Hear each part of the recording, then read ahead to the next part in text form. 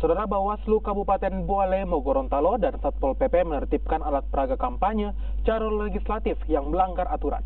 APK calon legislatif yang ditertibkan ini diantaranya yang dipasang di batang pohon serta yang dipasang kurang dari 2 meter dari bahu jalan.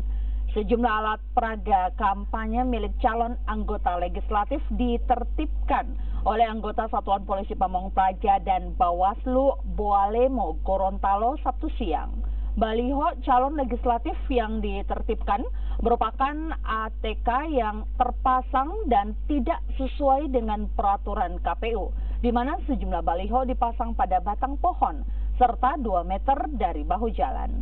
Selain penertiban oleh Bawaslu yang telah dilakukan selama 3 hari, tim sukses dari calon legislatif bersangkutan juga turut menertibkan APK mereka yang dinilai melanggar.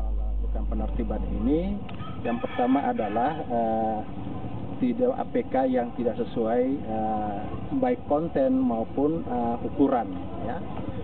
Kemudian sesuai dengan SK KPU Bualemo tidak lebih dari 2 meter bibir jalan.